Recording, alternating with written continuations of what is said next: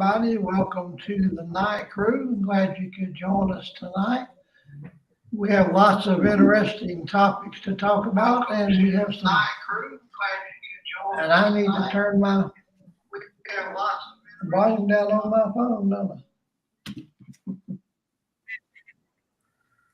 See, I should know better than that,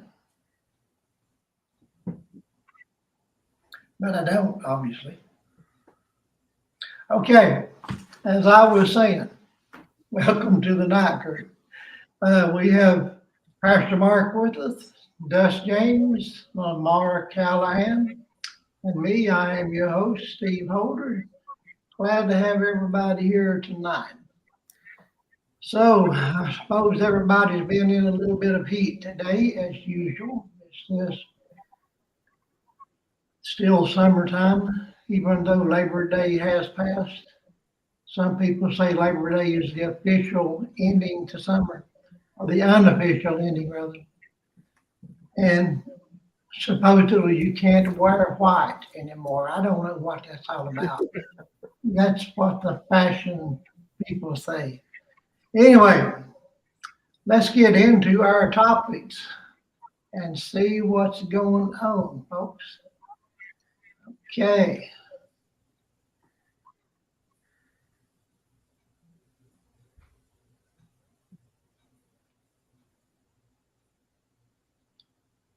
First thing on the agenda, Kyiv replaces defense minister. Ukraine's defense minister was dismissed over the weekend. President Volodymyr Zelensky announced on Sunday, saying the defense ministry needs new approaches. I have decided to replace the Minister of Defense of Ukraine. Oleksiy Reznikov has gone through more than 550 days of full-scale war.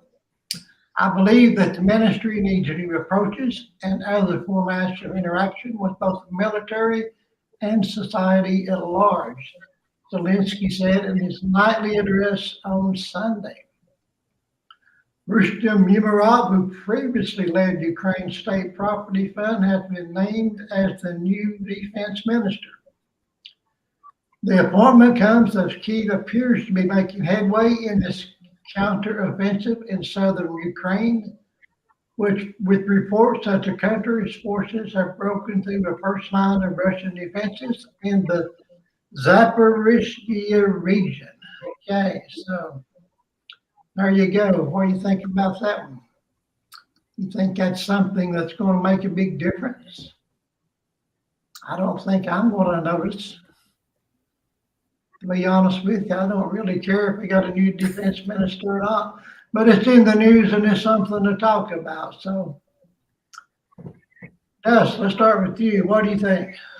I don't know. I don't know if I'm the right one to talk. I know I got a little bit a different perspective on the entire Ukrainian issue than you guys. I think it's a sign when you start changing key cabinet members and officials around. It's a sign of faltering, and the situation over there is dire.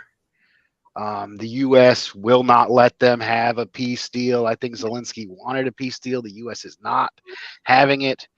They're sending all our money over there. They're gonna kill off all the. They're gonna force their puppet Ukrainian government to kill off as many Ukrainians, to inflict as much harm on Russia as possible.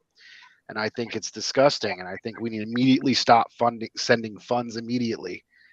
I think this isn't our war, and we have no need to attack Russia, and we shouldn't have supported the coup in 2014. And I think Russia is justified in their actions to prevent the genocide of the Russian speakers on their border. I don't think they want to take over the country. I think they're just stopping legitimate threats. NATO has been encroaching and arming to the teeth every country on their border on behalf of U.S. imperialists. And I'd like to see a complete end to all the funding and all that money to come back here and pay for schools and roads and and better things for people here. Okay, I agree with you. I don't like us spending all those billions of dollars over there neither. We do need it here. I agree 100%. What do you think, Lamar? Well, I agree with the second part of the statement of the statement that you and Dust just mentioned about having funds for domestic issues. But as far as the topic of the conversation, I agree with Steve that I don't see much of a difference. I don't know who this person is. I don't know who basically is making the call to get rid of this guy. There must be a reason why this guy is being told to go. I don't know the catalyst for making the statement. From what we were just reading in the highlighted portion, they're moving forward. They're making some advances. So if they're making advances, why are you saying this guy's got to go? I don't understand that. Yeah, I agree. Mark, what do you think?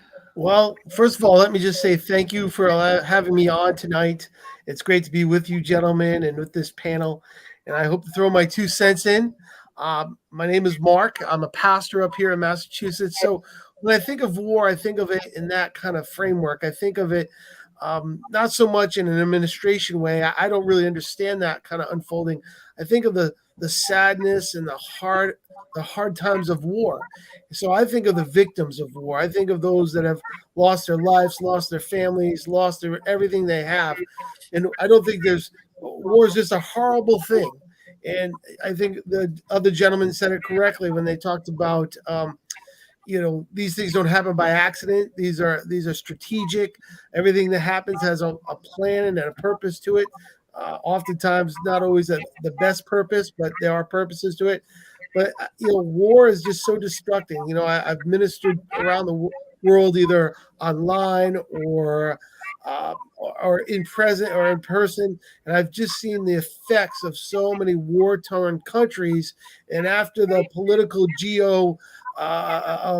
issue is done with, it's the people and the culture that has to kind of pick itself up after being war-torn. And it's so sad to see the aftermath, as I know all of us would. So, yeah, I'd have to agree with the gentleman. These things don't happen by happenstance. There's too much money being spent everywhere, doing all kinds of things. But, just my heart really goes out for the victims of war. Yeah, that's a good point. There's a lot of people die in wars needlessly.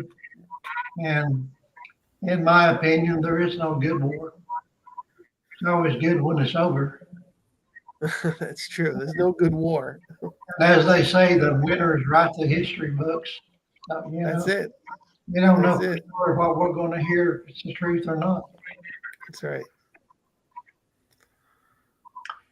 Any more comments on that before we go to the next topic?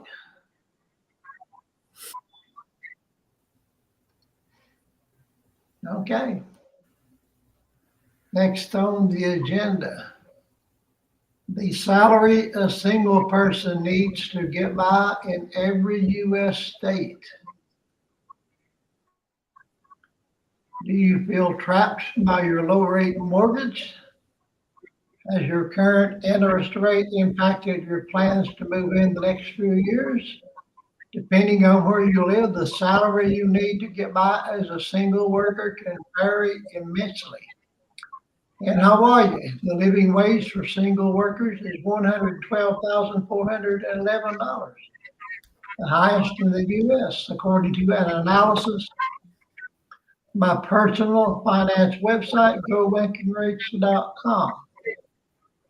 To determine the living wage in each state, GoBanking Rates calculated the minimum amount a single person would need to follow the 50-30-20 budget using data from Bureau of Labor Statistics. Following this outline, 50% of income is used to cover necessities such as housing and utility costs. 30% goes toward discretionary spending, and 20% is left for savings or investment. And that 50-30-20 budget plan sounds really good if you can afford it. But there's so many people that have to spend all of their money just trying to pay rent, buy groceries, feed the kids, and just stay above water. They don't have anything else to put into savings or anything for entertainment. And that's the sad reality of that. But if you can afford it, I would say the 50-30-20 plan would be good. And if you're going to check your state, how you do, go to gobankingrates.com. So what do you think about that, gentlemen?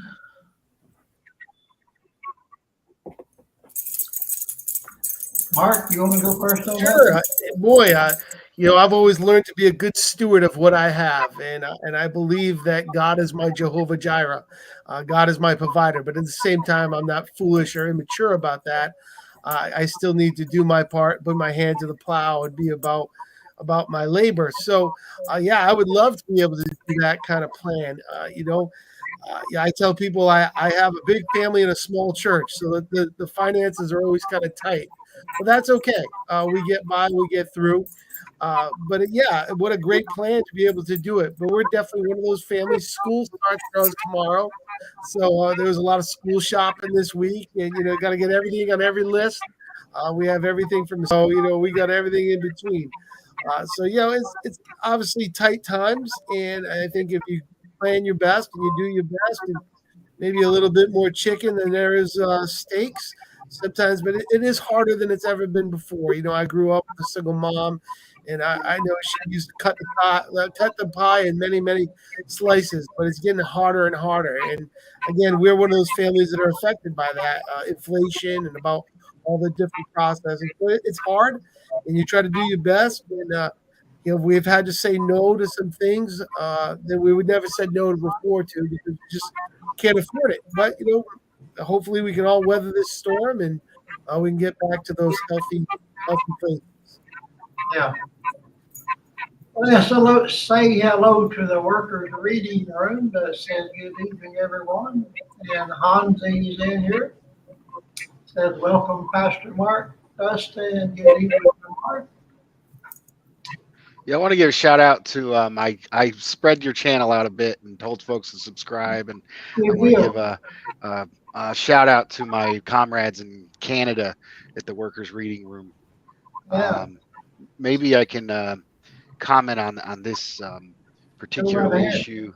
I think Pastor Mark, I think the idea of self-reliance and economy and efficiency is a wonderful and beautiful virtue, and I think it's good to instill that.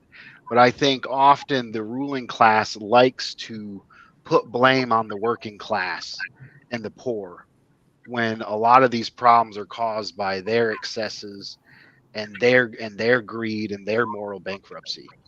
If we look at American workers are some of the most productive workers on the planet. We work longer hours for less money with less public services available. And it has to do that we're the center of monopoly capital. A few corporations and banks have absolute control over this country, its economy, and its government. And our wages have been falling. The height of American wages was 1968, and our wages have been getting worse ever since, and it coincides with the falling of the labor movement. I think the neoliberal period started with Reaganomics and Reagan, and then Clinton continued the same policies, anti-worker, anti-union, and Bush went out here and started the first Bush and the second Bush, expanded the military presence and budgets, and took food away from people and stole our services. I think it's interesting when you talk about housing. Do you guys know the home ownership rate in China, where they have public banks? It's 90% home ownership.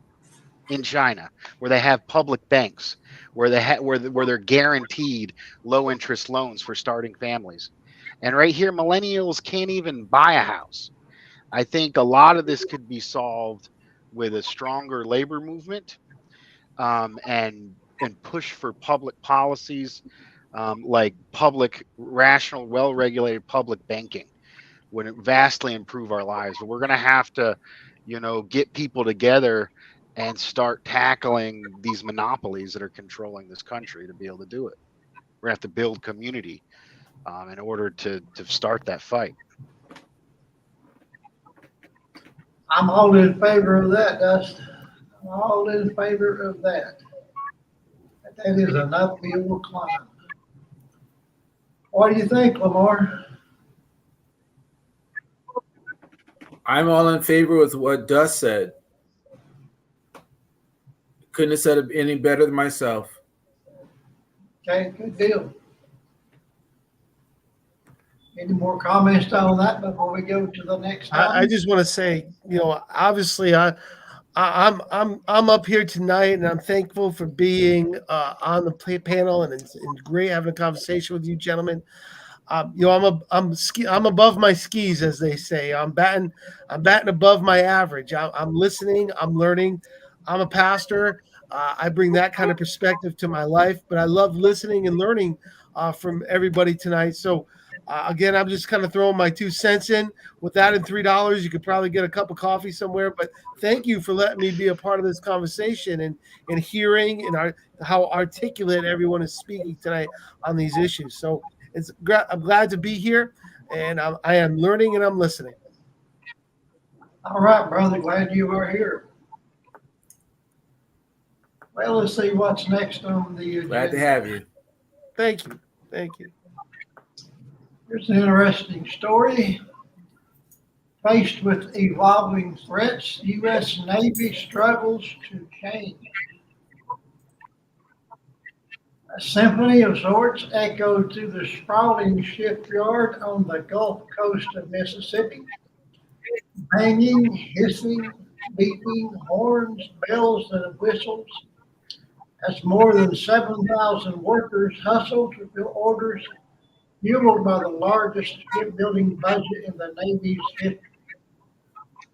The surge in spending, $32 billion for this year alone, has allowed the Huntington Ingalls shipyard to hire thousands of additional people to assemble guided missile destroyers and amphibious transport ships.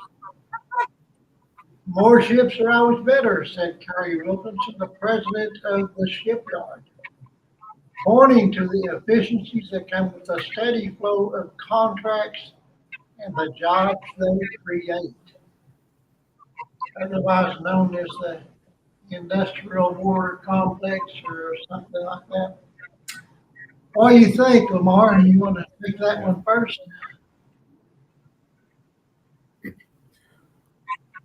Well, you build the equipment based on the war that you plan to fight, and Congress and the war machine basically is looking at fighting a war on the seas. And you have what was it? We had this last week. Sorry about this. We had was it the Henry or what was the ship that just went into the not the Mediterranean, Sweden, next to Sweden, the North Sea. We talked about this just last week. I want to say it was the George Washington, but the largest ship that we have in our fleet is up there next to Russia. And we said it's part of training, but we always say it's always training. Yeah. We've said that since I was in the Air Force. But we are looking at building up our Navy because we're looking at, in my opinion, we're looking at taking on China. And we can't just go ahead and build up an army because we don't have enough people willing to sign up and join the military. And so, for an army, but they're looking to fight a war on the water. And so we're going to see a lot more people signing up for the Navy to man these ships. And I know with George Bush 41, when I was in, they were looking to reduce the Air Force, which I was part of. But the big focus is a stronger Navy. And that's what you're seeing is the work for. That's why, literally, that's what you're looking at, is looking for a stronger Navy.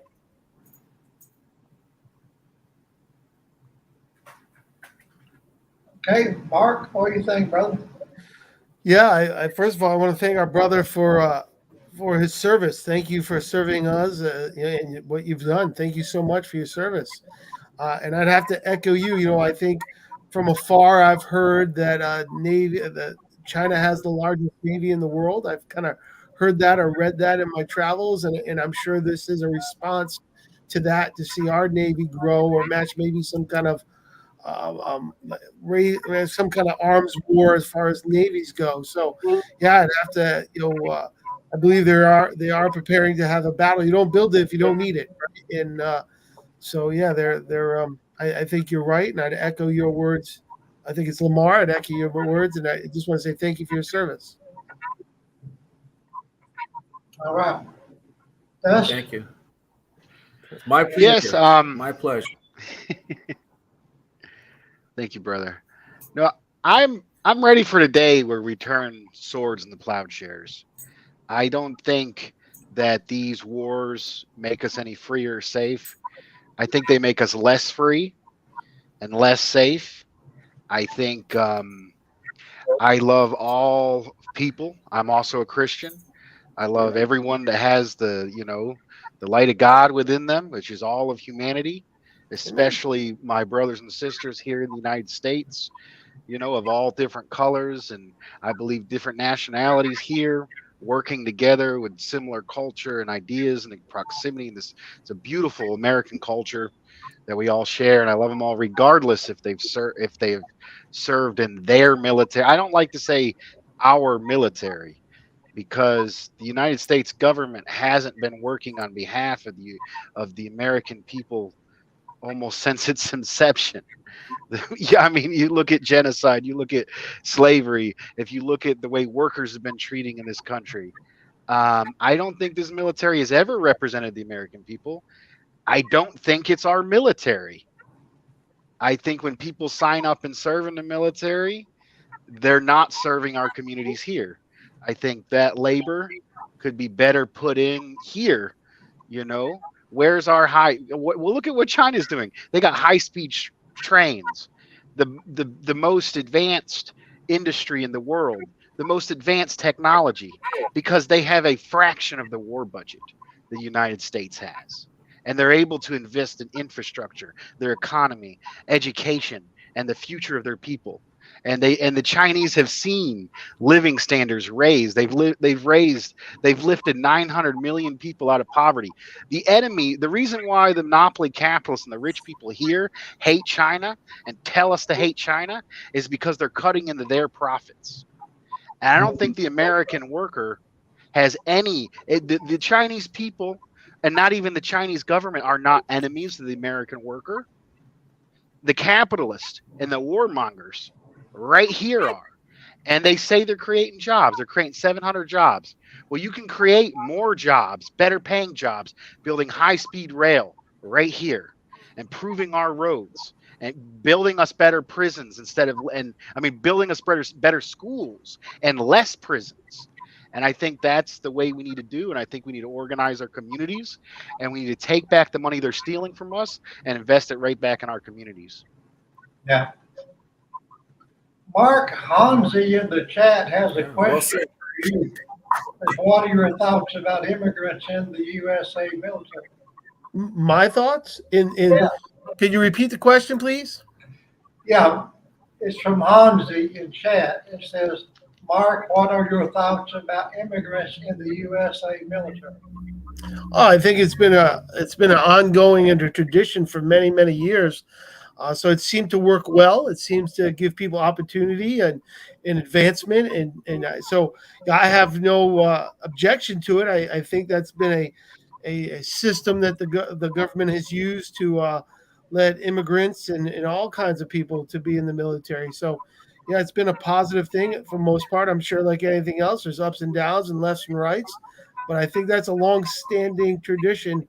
I believe I never served in the military, so I'm fairly ignorant of how the whole system works. I believe that's a system that's always it's helped many families. Now, I don't have a problem with it either, unless they're illegal immigrants. Obviously that wouldn't be a good thing. Wouldn't want to encourage that. But yeah, why not? And we all descended from immigrants anyway. All of our ancestors came from somewhere, and as Lamar can tell you, our far ancestors came from Africa. That's where everything seems to have started. So, nothing And wrong with that. I honestly don't want I would not recommend anyone join the U.S. military. It's against my morals as it stands to do so. I'm not going to shame people and judge people. There's far worse things to do, but I would not join, and I recommend other people not join. And I think it's messed up. It's the poor that always fight the wars. It's always those who don't have the other opportunities that are forced to go over there and do that. What I don't think needs to be done. If you look at the way immigrants are treated in this country, especially undocumented immigrants, I'm not going to call people illegal. There are undocumented coworkers, and you know why they're here? Because U.S. policies like NAFTA destroyed their countries and pushed them out of those countries. The same capitalists here that are refusing to pay us fair wages and give us our deserved benefits are making deals and buying off governments and carrying off coups and destroying the countries in Latin America, creating chaos and violence for people to be forced to flee here. And it's all about profits. And we're not seeing any of those profits. The capitalists are seeing those profits. And when I see an undocumented worker, regardless of if they're here, if they came across legally or not, if they're working on the same line as me, I want them to have full rights.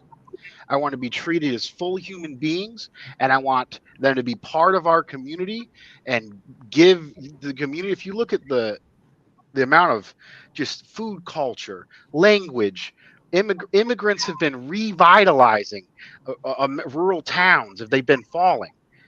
These are our brothers and sisters. They are more American. Most of them are indigenous ancestry. They're more American than most Americans. And I think we need to stand beside them and fight for rights together. So I have a deep love and respect for all our undocumented or documented migrant workers. Yeah, I have respect for them too. I think everybody needs to be treated with respect and dignity, no matter who they are or where they come from. But I do feel it's important to distinguish between people that come here legally and people who don't come here legally. But I do understand the horrible conditions that some of them are leaving and risking their lives to leave because they feel like it's a bigger risk to stay. That's a sad thing. So I really feel for all the people that have to feel like they have to come here, even not knowing what's going to happen to them once they get here. It's a horrible situation. Okay, anything else on that before we move to the next item? If I could just add to what Dust was saying, Sure. I understand the not wanting to join the military. My personal preference is that everybody joins the military. so that those that are in the upper class, they can't escape. So just like many cultures in Europe, especially in the Middle East, like Israel, that everybody serves. There is no distinction between how much money you make or where you are in the world. You are a citizen of this nation and you are going to serve as a member of this nation. So persons of Israel, and I won't even get into that, but if they're in the US, once you turn 18, you come back to Israel and you serve for however many years their law is. And I think the US should do the very same thing. Because when you look at society here, once the draft ended, you had a steady decline in respect for a person's personal respect for self, others, in the country. And there are just too many entitled people, or the mindset of entitledness. You didn't have that before. Everybody was thinking, there's an accident or there was something that happened. We all came together and helped each other out.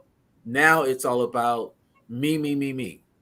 But if we had a system where everybody served, then it would be a unifier in we all are respected of each other. And that's what we need again. Yeah. Where everybody serves. And there isn't, no matter what fruit you look like, you cannot escape by saying you have bone spurs. Yeah. I think I agree You with guys are thinking about what I'm talking about, fruit.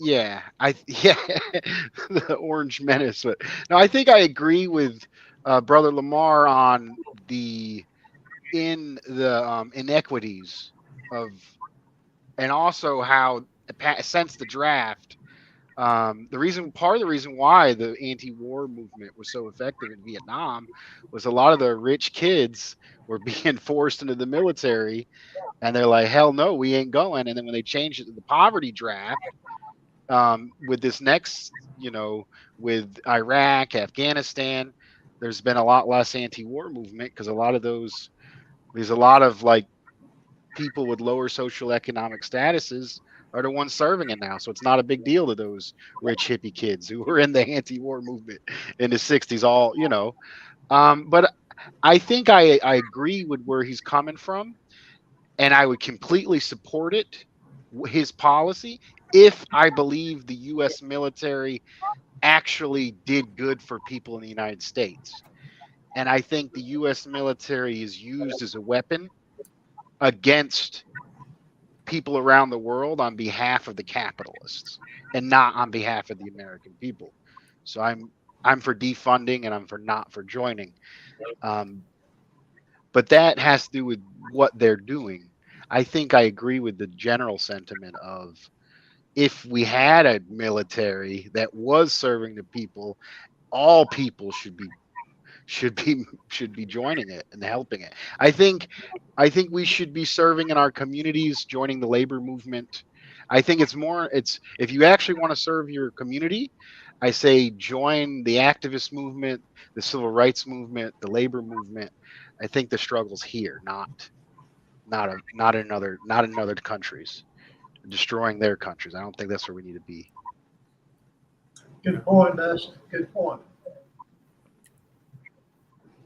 All righty, the next item on the agenda is George Stephanopoulos shocked by new Trump-Biden poll. ABC News' George Stephanopoulos was startled by a new Wall Street Journal poll that showed former President Donald Trump and President Joe Biden tied in the potential rerun of the 2020 election in 2024. It is kind of shocking in a way that despite all of the baggage that Donald Trump carries, He's tied with Joe Biden right now, Stephanopoulos said on Sunday's broadcast of this week. Former Democratic National Committee Chair Donna Brazile admitted it could keep me up at night. The polls showed Trump had 40% support to 39% for Biden, with potential Green Party and Libertarian candidates drawing a combined 3%. A significant share, some 17%, were undecided. In a head-to-head test that excluded other candidates, Trump and Biden were tied with 46% each and 8% undecided, it added. Trump remains the GOP frontrunner by a country mile, despite his mounting legal woes and refusal to appear at the first Republican primary debate. Gentlemen, are you shocked like George Stephanopoulos is? Mark, you want to go first on that one? Well, I don't think anything in politics shocks me. And I just hold on to what my faith teaches me. That's what I build my life on. That's the rock that I plant my house on. And I remember what my Bible tells me. And my Bible tells me, render unto Caesar's what is Caesar's, and give to God's what is God's. So, chasing these things for me brings me no joy or pleasure, or usually doesn't bring peace. Usually it causes more strife than it does peace. So I just say, this is a crazy season we're all living in, and we're so divided, and either we hate or love, or one guy's this, one guy's that, and they're doing this and they're doing that. So, I just hold on to my faith because that's what I have. Maybe that's not the best answer, but it's my answer. And so I render unto Caesar's what is Caesar's, and I vote my way in my box. That would probably shock people, and other people would love it, and other people would be shocked by the way I vote. But at the same time, I just say, hey, it's a crazy world, and nothing really shocks me. Okay, it is a crazy world, brother. I agree with you there. That's right. Dust, are you shocked?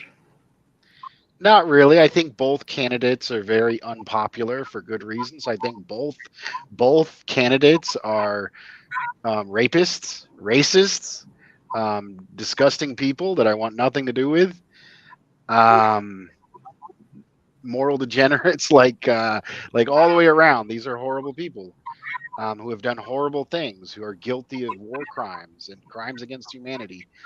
I think Trump is more blatant with both his racism and his corruption. I think that's why he got arrested. He wasn't as good at covering up the horrible stuff he was doing. He blatantly called people up and said, hey, during the election, he called people up and said, hey, count those votes, meaning change those votes. Like, what this is like, even is messed up, even though Hillary might have rigged the thing against Sanders, which she did. That stuff's already been out. WikiLeaks has shown that. But it's actually legal. The DNC is a private corporation that is allowed to rig their primaries. That's actually legal. It's corruption, but it's legal. Trump, he didn't even try to make his corruption legal. He should be arrested. I mean, it's obvious why he got arrested.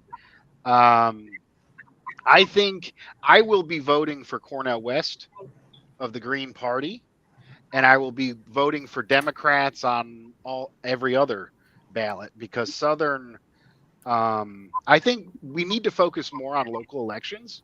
And in the South, the Republicans are fascist. They're trying to cut everything that's not nailed down. They're using hate speech against their transgender folks. I am tired of these fascist Republicans. So I'll vote Democrat on the local election. When it comes to the federal election, I really don't see enough difference between Biden's suave racism and warmongering and Trump's blatant racism and warmongering. Like I want to see third parties get bigger, and I want them to push either both parties in a further pro people direction. And I think Brother Cornell West, I hope he gets the nomination for the Green Party, and I hope we're able to get Greens back on the ballot in North Carolina. I read somewhere, Dust, that Cornell West bowed out. Is he still in it? Say again?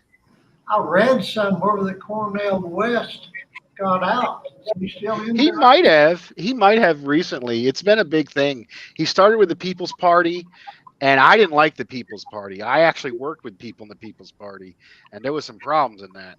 And then he was trying to get the Green nomination, and I noticed Sanders actually attacked him. I'm actually, and then I don't know if he's going to do it or not. But even if Cornell West doesn't do it, I'll still be supporting the Green Party, which I have been a member of. I have been a member of in the past. I'm not currently a dues-paying member, but it's the only non-imperialist party on the ballot, and it pushes the entire. That threat pushes the entire system left to have that threat. Okay, Mark, what do you think? Oh, wait a minute, I done talking, Lamar. Or if you have anything else that you can say that to Yeah. Mark. I'm sorry. Go ahead, Mark. Well, no, go ahead, Mark, go ahead. No, I think I said Well, earlier my position, how I feel about this stuff. I'm not shocked at all that there'd be such a division between us all. I'm not shocked at that at all. right. Thanks, Mark. I wonder how the poll was taken, and looking at those potentially to say that Biden and shit for head Trump are tied. My questions and having 8% undecided, either you like the guy or you don't. But what about the independents? Because that's going to sway the numbers greatly. And those that are never Trumpers, they're not voting for Trump, and they're going to go for Biden. So it's very hard to say that the numbers are tied. And I think that's what George is coming at. But you have to include the independents, and that's where the numbers start to really spread apart. And I just don't see Trump having a leg up there. And I was watching the news this morning, and they were trying to say how with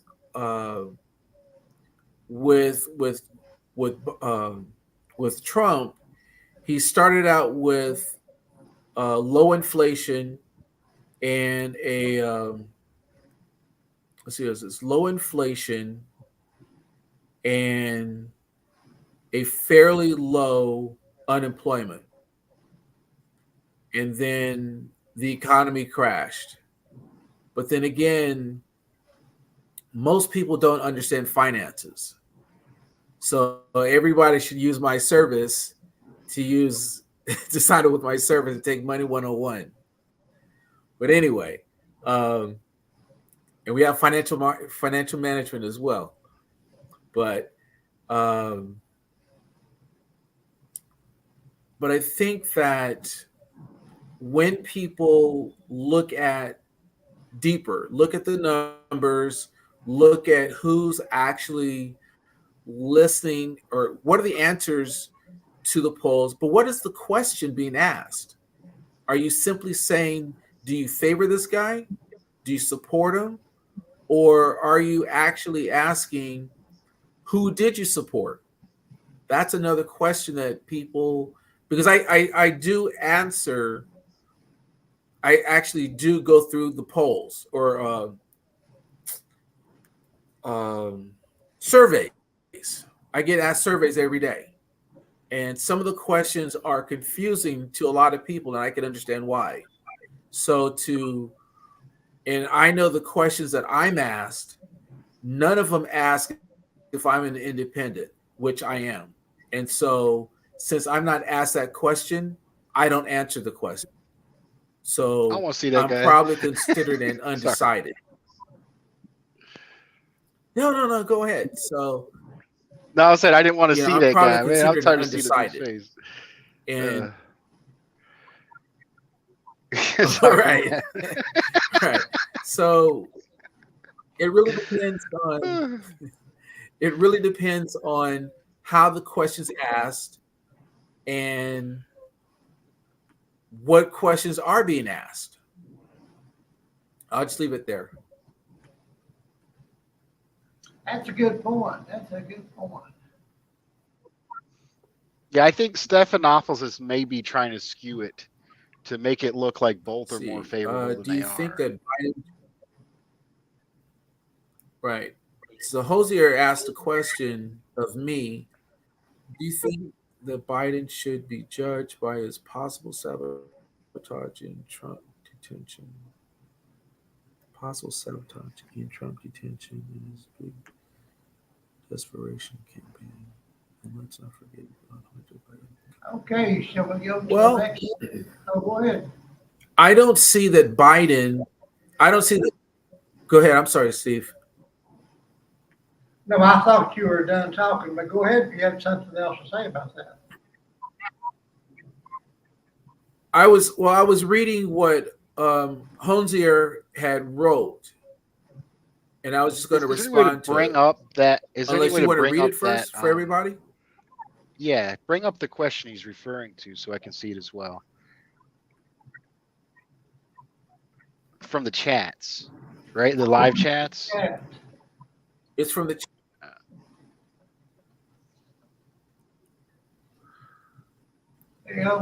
Lamar, do you think that Biden should be judged by this possible sabotage, Trump detention, and this big despreadation? What's he trying to say with that word? Campaign. And let's not forget about Hunter Biden controversy.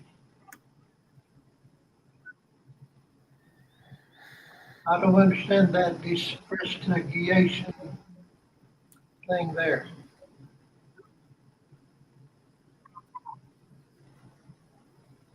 Okay. Well, first, I don't see the president being held accountable to his son's accountability, his son's quote unquote controversy. Hunter Biden is being held or convicted, or let's say being held and prosecuted for having a gun that was unlicensed. So that has nothing to do with the president. We already know that the thing with Hunter being a foreign agent, that was already taken care of. So again, that has nothing to do with his father. But as far as Biden and Trump is being tested or taken care of because of the actions of himself.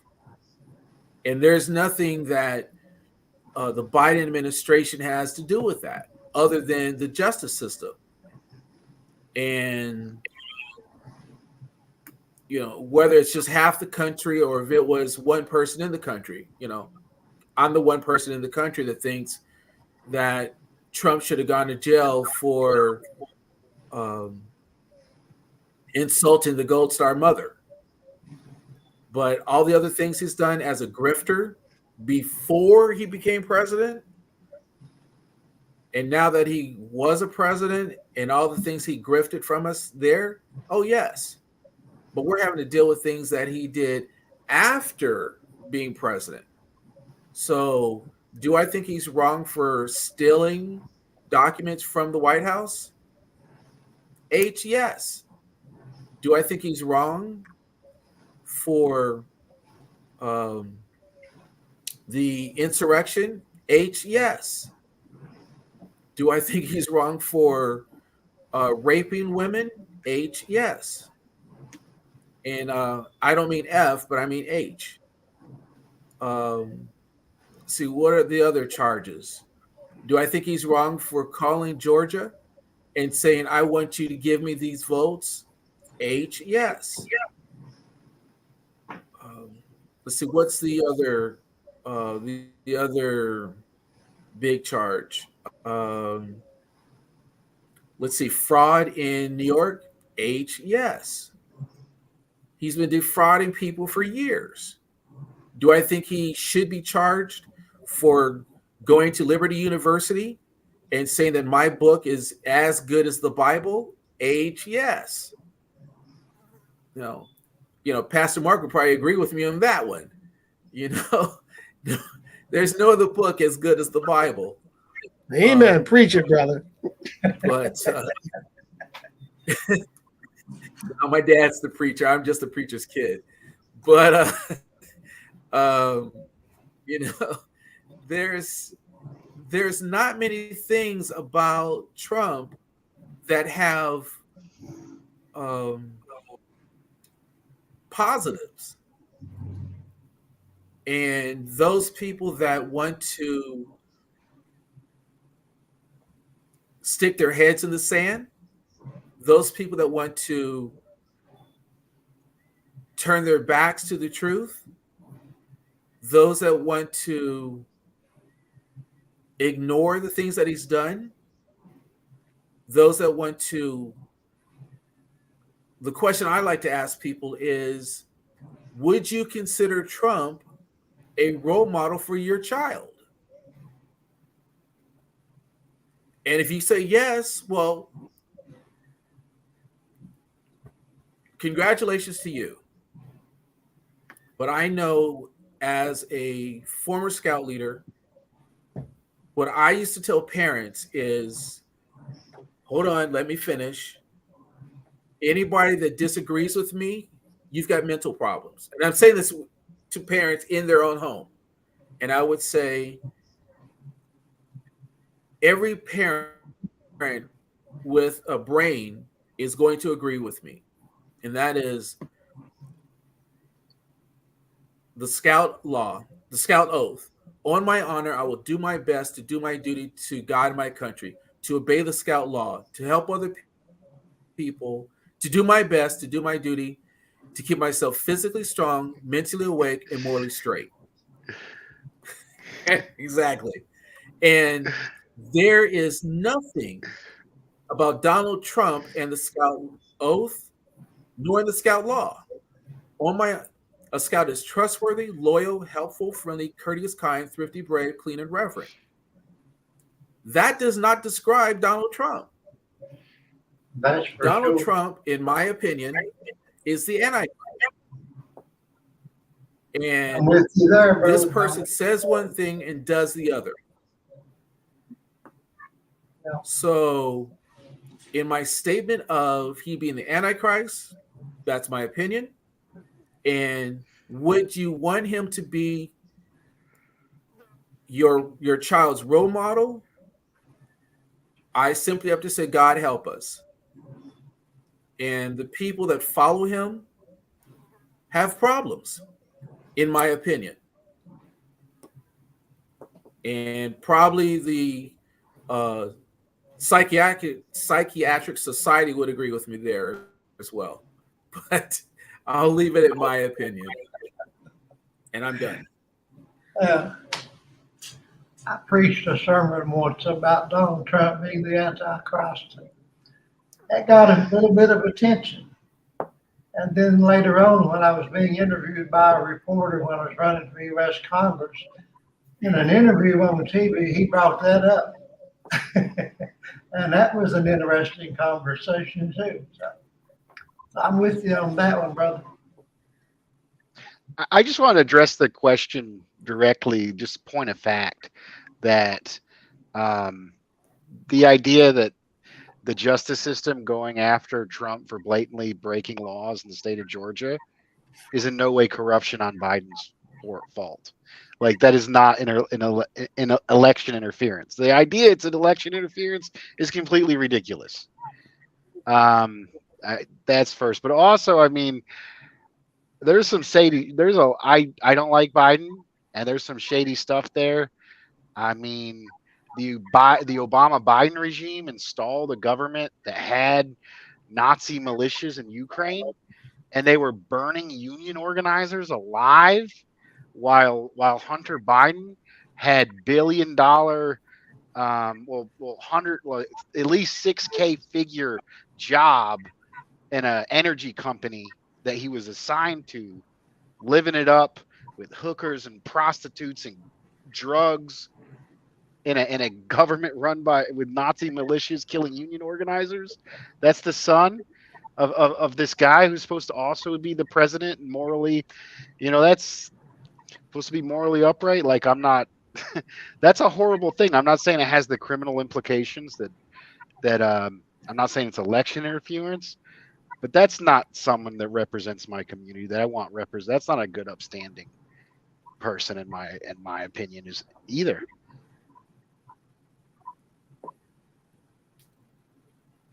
All righty. If I can just add one little thing, Dust, you were mentioning, the foreign affairs. I have to interject on Trump with foreign affairs, and I have to say this because those people that might be watching and actually thinking about looking at Trump, this guy was commander-in-chief, and your first duty is to protect Americans and our allies.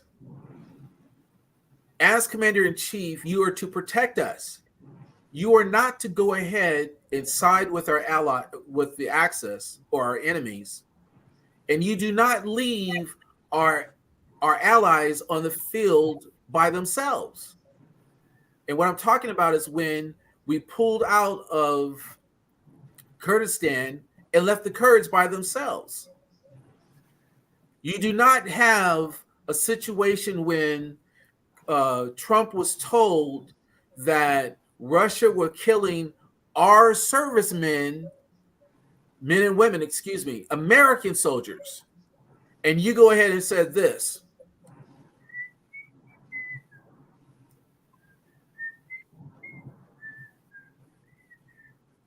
And the question I ask everybody is this: do you honestly think Hillary Clinton was going to turn her back on American soldiers?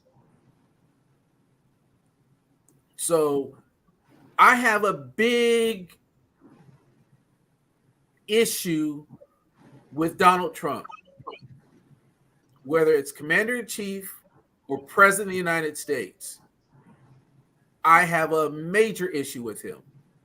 So whether this show goes around the world, or you go ahead and you do like they did with Mitt Romney and do clips as commercials, or somebody puts this on the Lincoln Project, the fact is that Donald Trump is not qualified to be president of the United States. He has proven it. I apologize for yelling. No, get loud, bro. I want to. Against this guy. Is a good talk, man. I probably dislike Trump more than you. I know you don't think it's possible. I probably dislike Trump more than you, but I don't agree with you that NATO I don't think Russia is our enemy. I don't think China is the enemy. I don't think the European imperialists are our allies. I think the American worker should stick out for the American worker. And our main enemy are the monopoly capitalists and the people putting us down here. I would actually say that NATO and the European imperialists, which are allies of the American imperialists, are not only enemies of the American people, they're enemies of all our brothers in humanity and Africa and Latin America. What the French, which is supposedly our ally, has done to Africa, that is the French imperialists are enemies of humanity. The American imperialists are enemies of humanity. Like, but I think this whole Russiagate thing is a farce. Trump doesn't love Russia. Trump increased the sanctions against Russia. Trump increased the weapons to the Nazi militias in the Ukraine. Trump is an opportunist. He's not for anybody but himself. He's not for making money for. He'll say one thing one time, say one thing another time. As far as Syria and the Kurdish fighters, I don't think the U.S. should be in Syria at all. The U.S. has been funding terrorists and creating terrorists in Africa, in Syria, to overthrow Assad, who has greatly improved conditions for the Syrian people. And the U.S. is arming terrorists, created a civil war. And I think the Kurdish working with the U.S. might not have been a good thing. The U.S. does not do good things in the Middle East, and they need to get out. And people that are allying with them, maybe they shouldn't be allying with them. And they should, have peace and prosperity for the Middle East. If you look at everyone that creates peace and prosperity in the Middle East, the U.S. wants to bomb and overthrow for some reason and funds terrorists against them. And that doesn't help anybody here. That doesn't help any here. How does that help Americans here? It doesn't. It doesn't help us. That's what I'm saying. I agree with your. Yeah. I think we're on the same terms. We just have some agreements of I'm with you. What and why. Yeah. Right. I agree with you there. There are people who have a certain mentality regarding war. And I have great respect for the former Captain McCain. But his thing was bomb everybody that was brown. And personally, we need, again, I said personally, we need not to support Israel. And I say that because when you look at the Israel alliance, Israel was told, this is your property. But they keep going ahead and moving the line into Palestinian territory. And the question that people don't hear from Fox is that Israel is moving the line, which is creating the war in Israel and the Palestinians. And people don't want to understand that the people in Israel, I probably shouldn't say it, but the people in Israel are from Poland, Germany, and Russia. Those are not Jews. Those are people from Poland. Ooh. I want to stop. I Just heard the something. point of distinction. They're from, Jewish people can be of any nationality. It's a religion. They can be of any nationality. But I understand your just so folks aren't misled. They may not. right. I get what you're saying.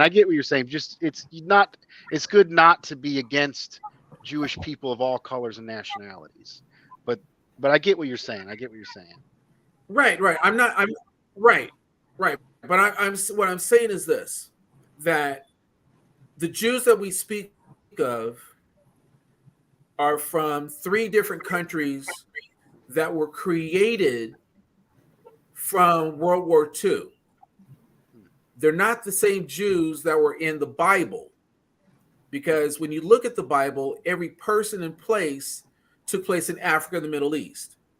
And so if we were to go ahead and use history, you're looking at 2 different people. And so with what is happening in modern days, you have what was set up in 1946, and the current regime is regime, regimen, however you want to look at it, is the Israelis continue to make more and more housing into Palestinian territory, and there continue to be non-citizens in their own land.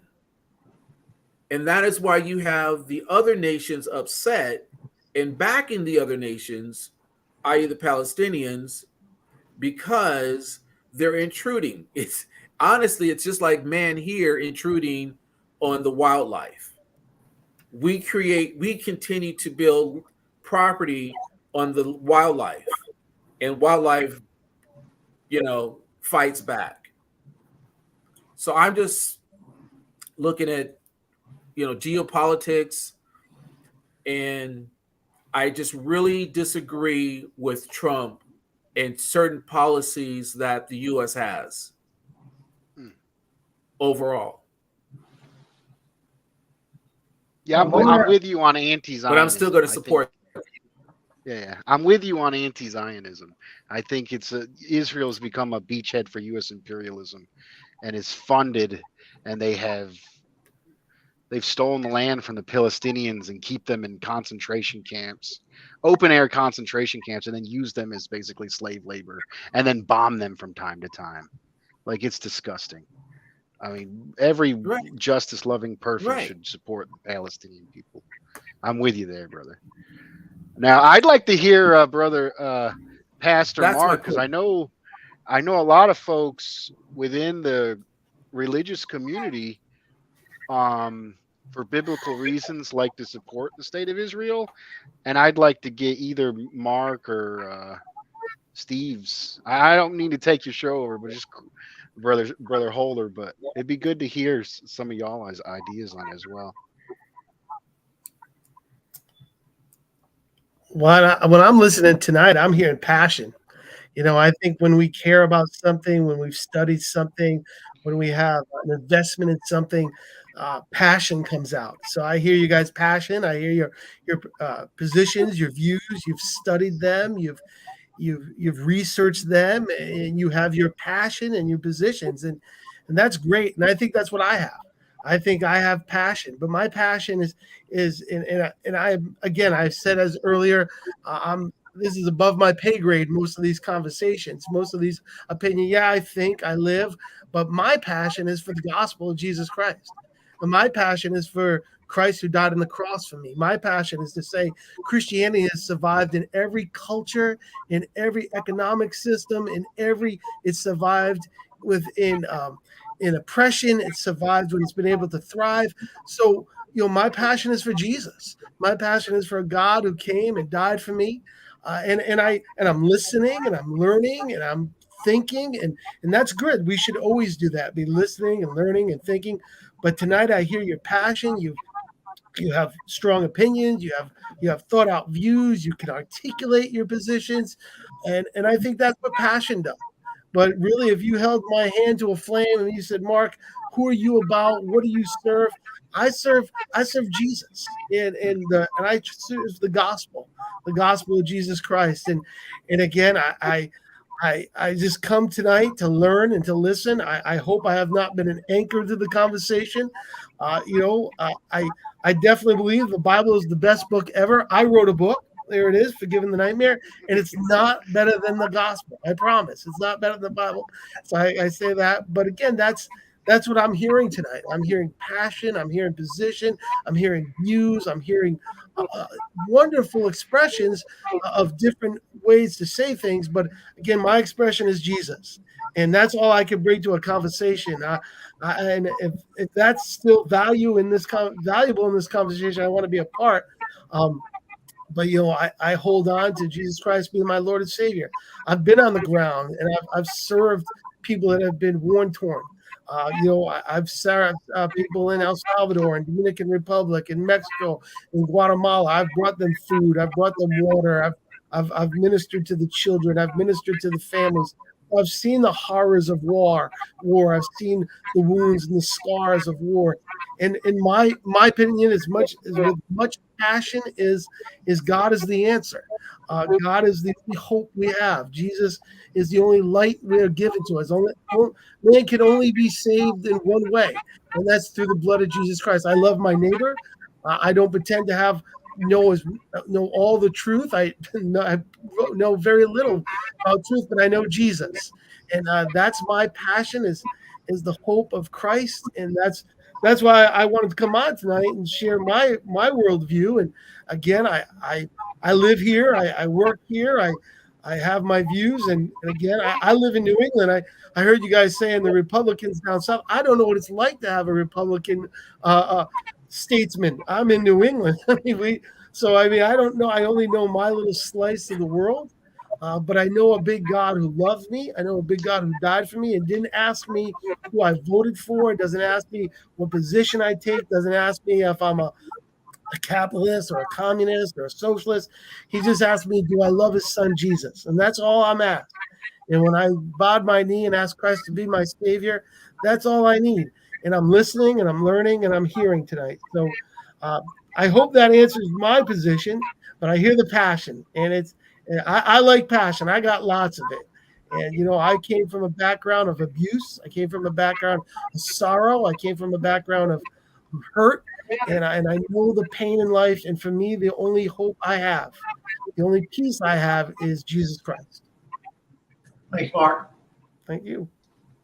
Well, I live Amen. in East Tennessee, which is the part of the Bible Belt, but it's also the Republican belt. We are definitely a red state, and people like me are considered somewhat weird in East Tennessee. As always, the Republican candidates win for whatever election here, and that's just assumed. If you win the Republican nomination, if you're a candidate, regardless of the position, there's a 99% chance you're going to win in the general election. That's just the way it is. So, there's that. So I'm used to being the underdog and the outcast when it comes to politics. Hansi has a comment here I want to put up here. It says another one is America choosing good politicians or the less bad ones? And thank you, Lamar. You are right here, Hansi says. Thank you, Hansi, for your comment. Thank you. All right, let's see what's next on the agenda. Biden jabs at Trump on Labor Day as he looks to shore up his union base.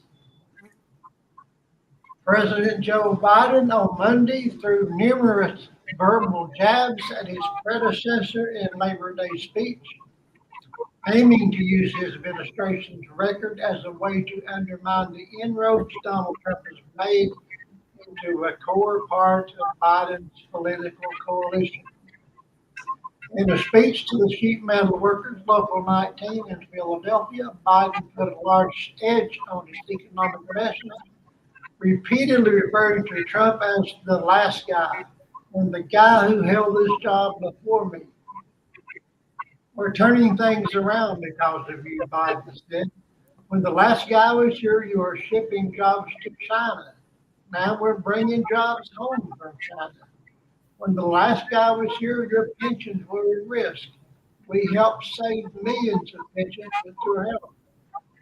When the last guy was here, he looked at the world from Park Avenue. I look at it from Scranton, Pennsylvania.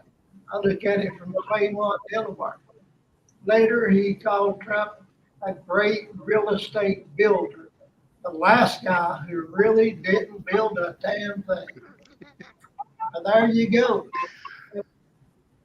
It's about time he said something strongly against that other guy, isn't it? So what do you think about... yeah, he needs to step up and show that the Democrats have some cojones.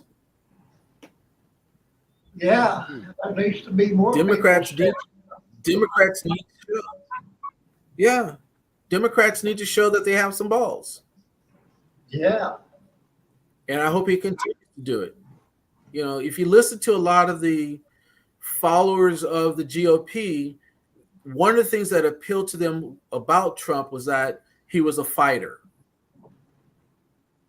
You know, yeah, he was fighting to keep money in his pocket, but if you look at the record that Biden has done, he has brought jobs to the US. Manufacturing is back. Inflation is high, but then, we have the war. COVID is gone, which isn't gone. Yesterday I went to the store and I was wearing a mask. And COVID's not here in Tampa, but I'm not going to risk myself just for some people wondering. But the thing is, the Democrats are now showing that they have some balls, and I hope they do that through November of next year. And they need to be doing it forever, showing that they have some fight.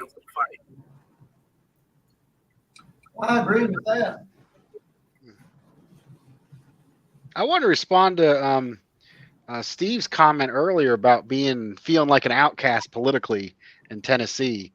I'm here in North Carolina, and I think just don't get discouraged. Like, the majority of people are independent and don't vote.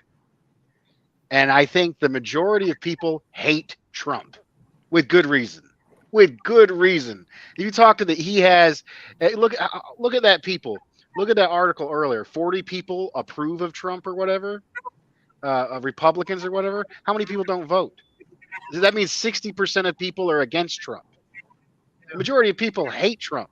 The majority of people are so caught up with just getting their daily bread that they barely got time to pay attention to politics, and they've been screwed around by both parties, and they're apathetic towards the system.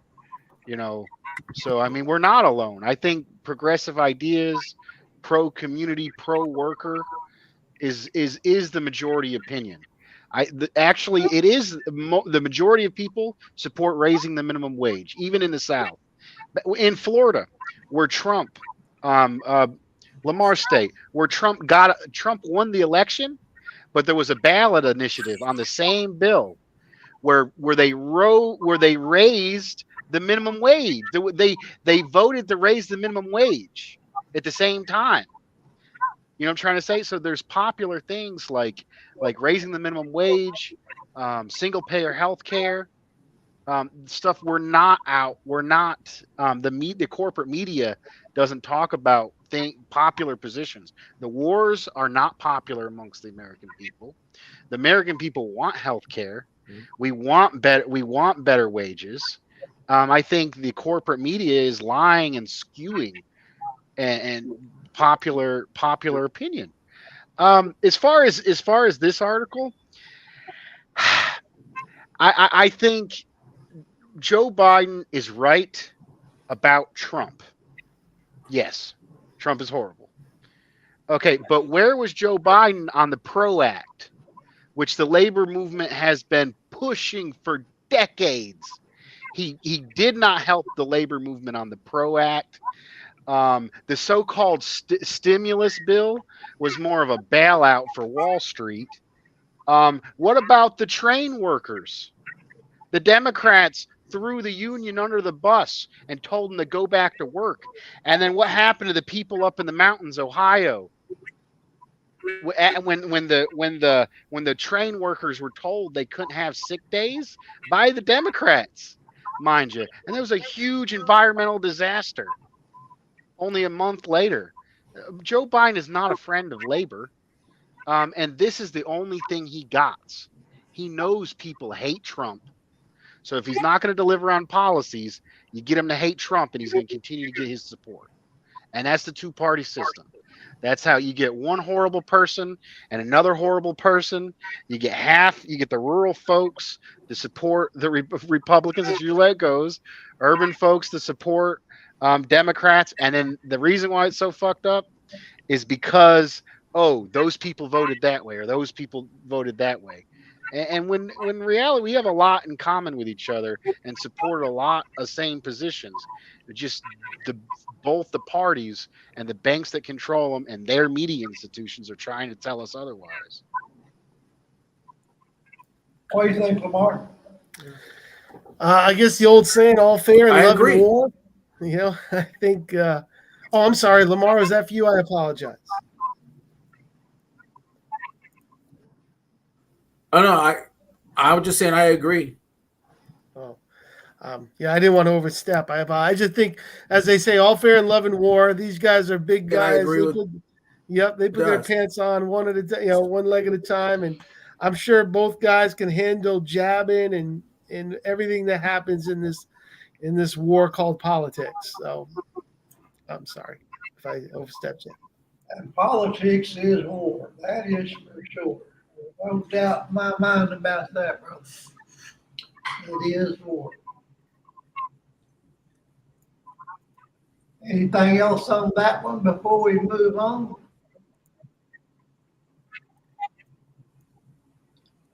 Okay. Lamar, what were you saying you agreed with? Go. I want to hear more from Lamar. I know I said a lot there.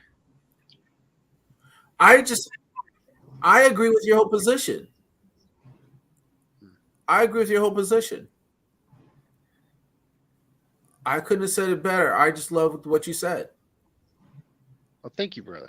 I'm not going to marry you, but I agree with what you said. I don't swing that way, I'm okay with it. With folks, they're okay. I don't judge, but whatever. I don't swing that way either.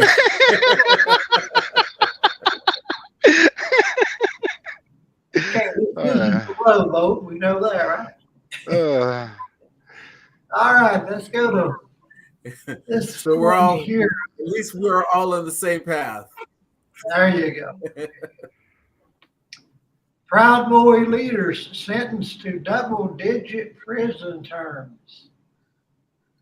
Last week, 4 high-level members of the fascist Proud Boys militia group, all of whom were convicted of multiple felonies in furtherance of ex-President Donald Trump's failed coup, were sentenced to double-digit prison terms by U.S.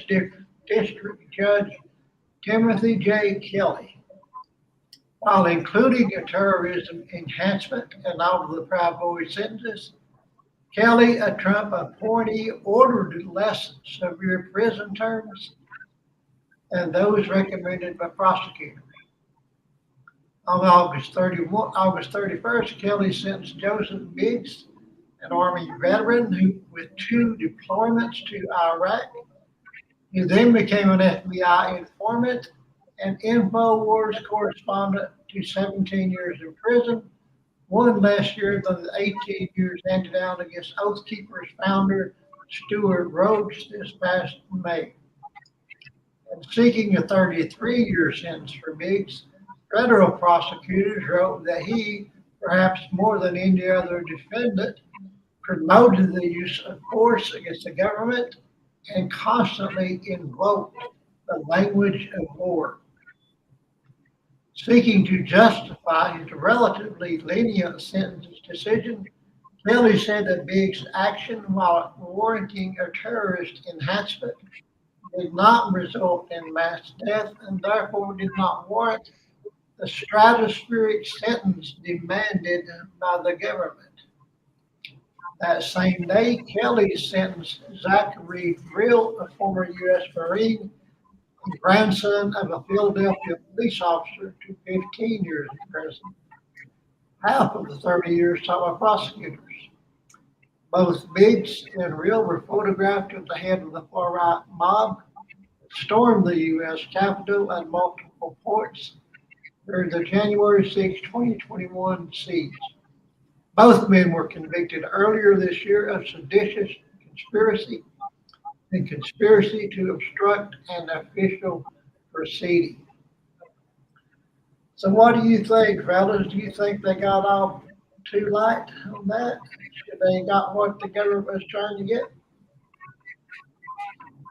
What do you think, Mark? Well, when I hear a story like that, obviously I think of the prison, and I've ministered in prisons. I've ministered to many people. And of course, I've probably sat across from everything from thieves to murderers. And you just think about people that are in prison, think about the people who cared about them and love them and support them. Yes, they've done some, done horrible things that they have consequences for. But at the same time, when the smoke clears, there are people who are just kind of stuck in those situations. And as a minister, I've gone in there. I've done communion with prisoners. I've tried to be a light to prisoners, to talk about how the love of God can touch them no matter where they are. So when I think about things of the prison systems, that's what I think about those after no matter who it is, no matter how they got there, no matter what's going on, but but going in there and just trying to be a light to them and seeing how it affects the family.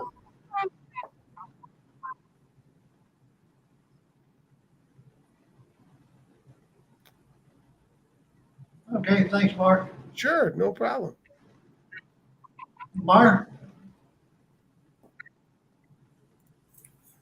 I was thinking about what Pastor Mark was saying about the family. I think that's a valid point, but clearly these leaders and everyone else that was part of the insurrection wasn't thinking about the family, their own, much less the people they wanted to kill. And so whether these guys got a just amount of time, I don't know. I really don't understand how a person is how people come to an amount that says this is just and this isn't. I'm glad that they're gone. I wonder if they're going to an actual prison, or are they going to a vacation home? But I think they did something horrendously wrong. They should be punished. I don't know if I want them to go sit on a chain gang, but I certainly don't want them sitting back on lounge chairs smoking cigars and drinking tequilas either. But hopefully this is a good sign that makes Donald Trump scared. Because if these guys can go down, hopefully Trump goes down as well. He definitely should. I agree with you there. He definitely should. Dust, what do you think, brother? Yeah, I just want to. I thought it was an interesting response, specifically on this article from Pastor Mark. I think he's right that prisoners, it's great. Thank you for your service to the community, for going and helping out people who need it in the prison system. Thank you, brother, for that. But I was a little threw off by that response to this article, because when I think of people in prison, the majority of people in prison aren't there because they're terrorist white supremacists. They're there on low-level, non-violent drug offenses, stuff that richer folks could have got out of with a lawyer, and most of them shouldn't even be there. But if you look at this specific trend, the federal government has been too lenient. And I'm not even a fan of the federal government. I'm, in my opinion, both the federal government and the racist white supremacists are enemies of the people. Both of these groups have been doing horrible things for a long time. And I think they're actually friends with each other. It was only because it got so bad that they had, for publicity, they got to go after the white supremacists. When in reality, the federal government has been lenient on white supremacy and white supremacist militias and terrorist organizations for decades. And you know who the federal government has gone against? If we look at COINTELPRO in the 1970s, if we look at go all the way back to the 1950s with anti-communism, it's been communist, socialist, anarchist, black nationalists, Chicanos, who the federal government has killed. Fred Hampton, leader of the Black Panther Party in the 70s, who was uniting white and black people together, was murdered in his bed by the feds. These people have been attacking the labor community, the civil rights community for a long time. And the only time they want to go after these white supremacists who have been carrying out violence against oppressed communities for years and intimidation practices is when they almost overthrow the government. Maybe the federal government, if they actually cared and said they were going to do it, they should have put these guys in jail a long time ago and took these terrorists and hateful people off the streets. And I'm tired of seeing. And I want to also raise the Uhuru movement. Everybody doesn't know about the Uhuru movement. Is a Pan-African nationalist group, and actually down in your state, out there in St. Petersburg, Florida. And they've been organizing since the 60s.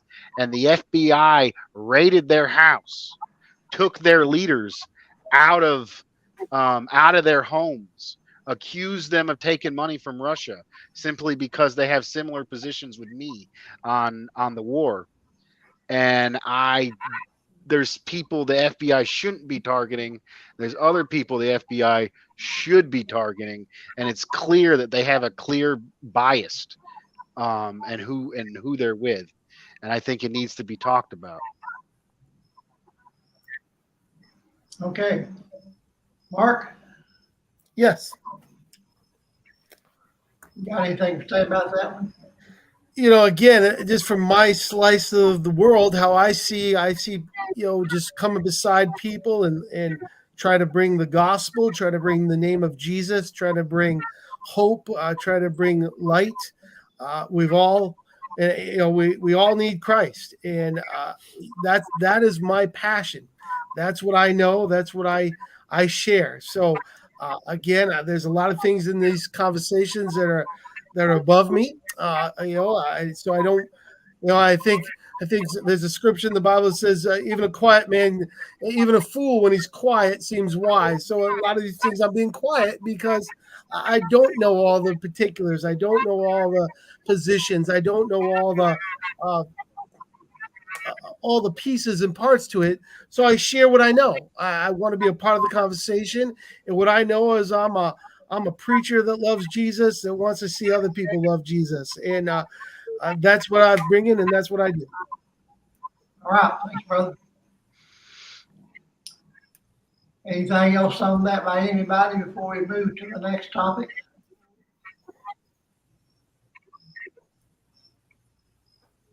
Okay, here's an interesting story. New York Police Department marks Labor Day by sending drones to monitor backyard parties. Well, how Orwellian is that? The New York Police Department is deploying drones to monitor a wide range of activities in New York City over the Labor Day holiday weekend, from large public festivals to private parties, officials said at a press conference in Brooklyn on Thursday.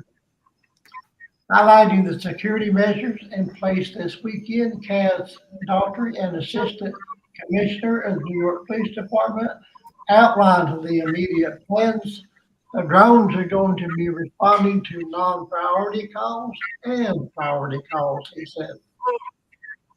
For example, if we have any 311 calls on our non-emergency line where the caller states there is a large crowd, a large party in the backyard, we're going to be utilizing our assets to go up, go check on the party to make sure if the call is founded or not. This unilateral expansion of drone is blatantly illegal.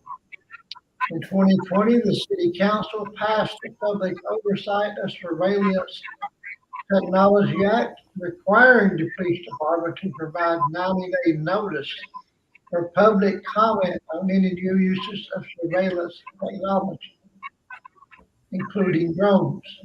No such notice has been issued for the planned surveillance. The new drone deployment comes in the wake of New York City Mayor Eric Adams' visit to Israel, which he toured the National Police Academy and met with security officials to discuss technology. accompanied on the trip by NYPD officials. Adams praised the Israeli police for how they strategically and successfully deal with a large crowd. He reported potentially new applications of drones picked up from the Israeli police forces, including coupling drones with motorcycles. I have been leaning into how we could appropriately use drones. They had great technology on using drones for early detection, he commented. Now, on one hand, I think drones do have their place. They definitely can be eyes in the sky and they can do things that, otherwise couldn't be done. So I understand that. But I also believe that there can be an invasion of privacy, like if they fly over your backyard when you're having a party and taking pictures of everybody there and everything you're doing and all. I don't think that's right. One thing that I've always said about drones, they make good target practice. And I'm kidding about that. I'm not a big fan of drones. Anyway, do you guys think that's an invasion of privacy? What do you think, Dustin?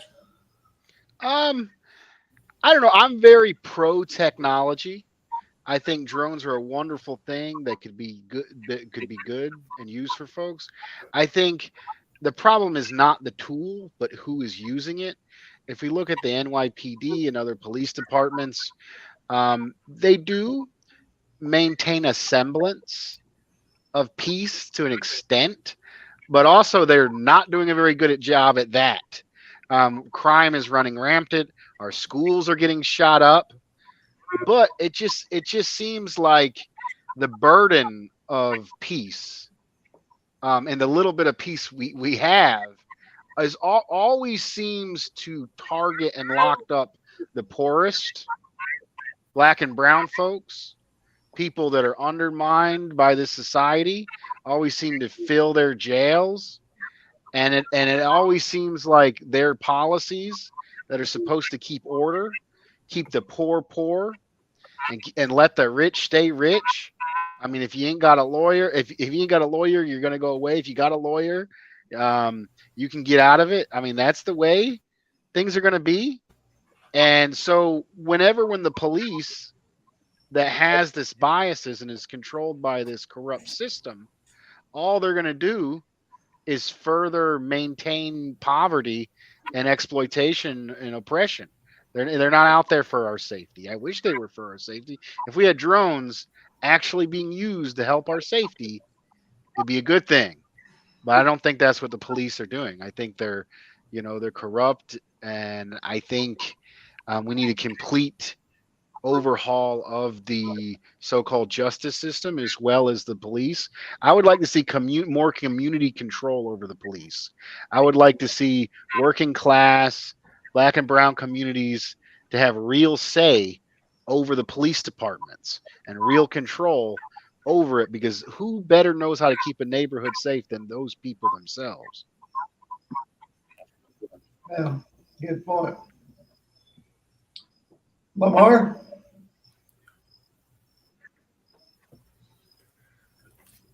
I don't have much of an opinion here. Literally, if something happens, the first place you want to call are the police. But we're talking about drones, and drones are basically over your head spying on you without your permission. And that's what they're doing. They're spying on you.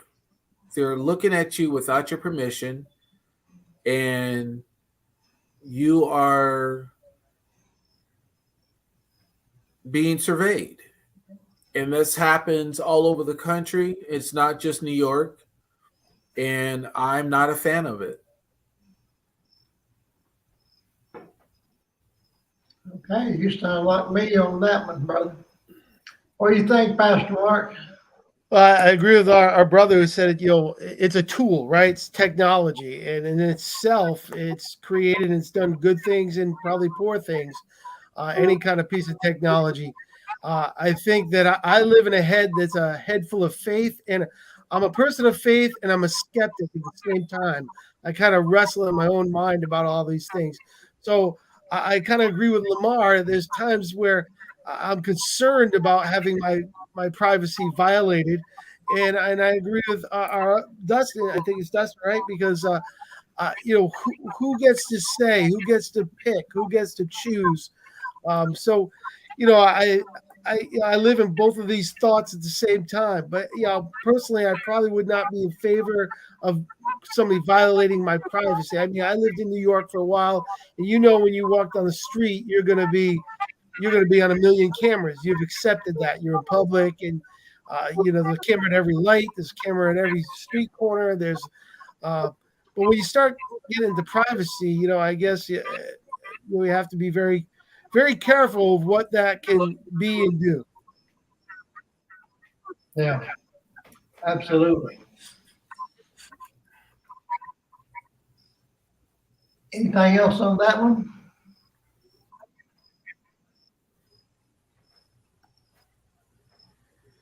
Okay, what's next on the agenda? U.S. student debt crisis deepens as federal loan interest accrual resumes. Interest accrual on U.S. federal student loan debt resumed on September the 1st, impacting 43 million borrowers who owe more than $1.7 trillion through various Department of Education and lending programs. On October the 1st, student loan holders are due to resume payments after 42 months of pandemic forbearance, first enacted in March 2020 by then President Donald Trump and extended multiple times by both the Trump and Biden administrations.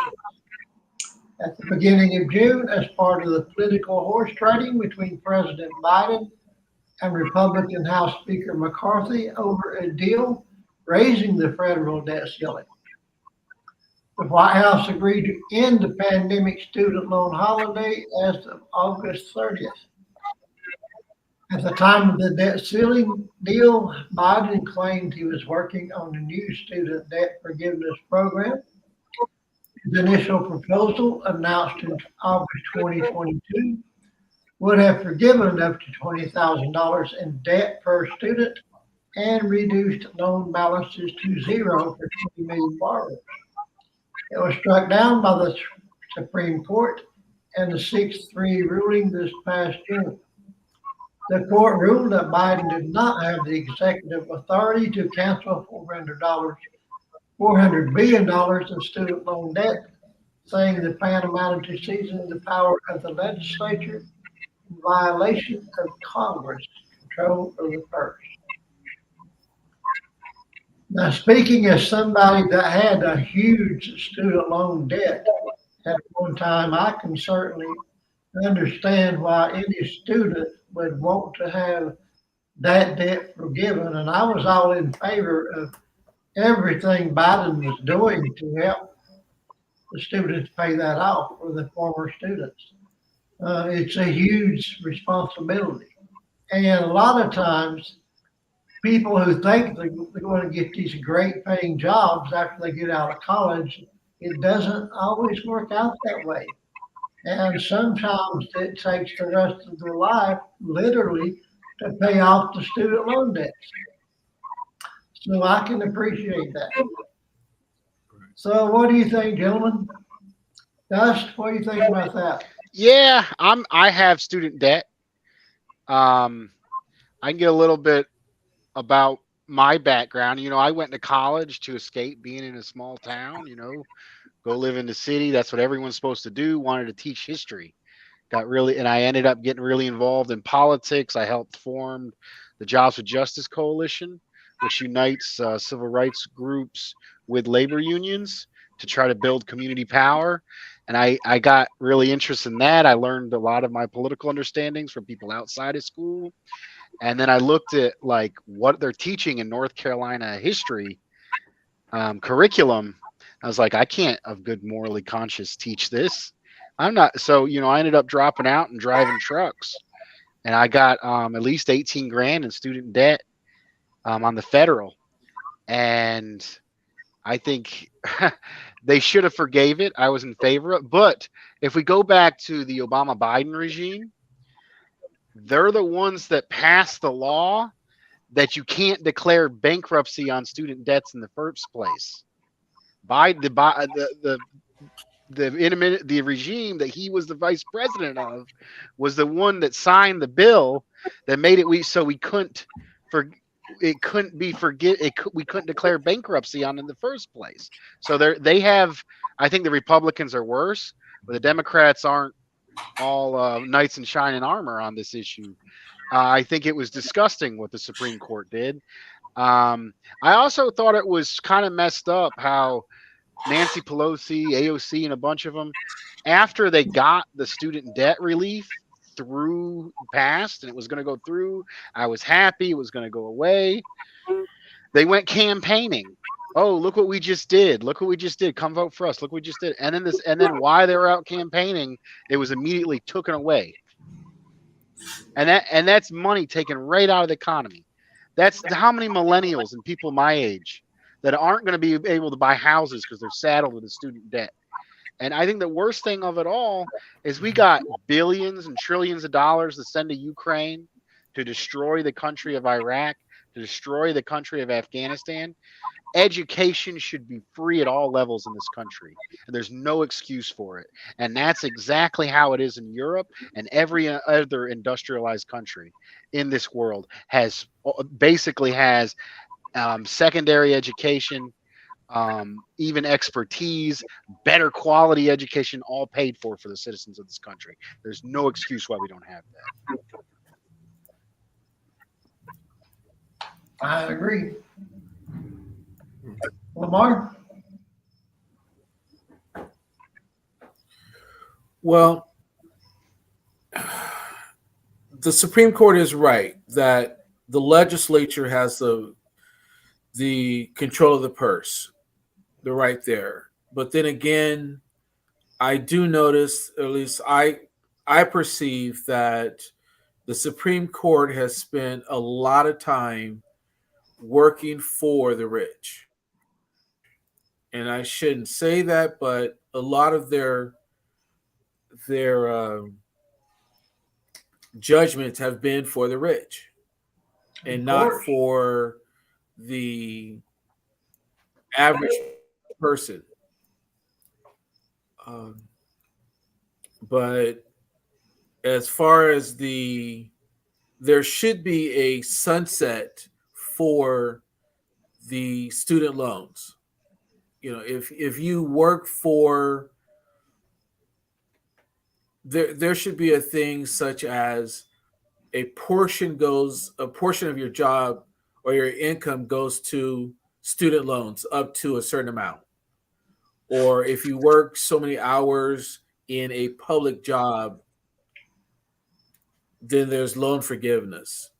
There should be some way for people to get out from under this rock.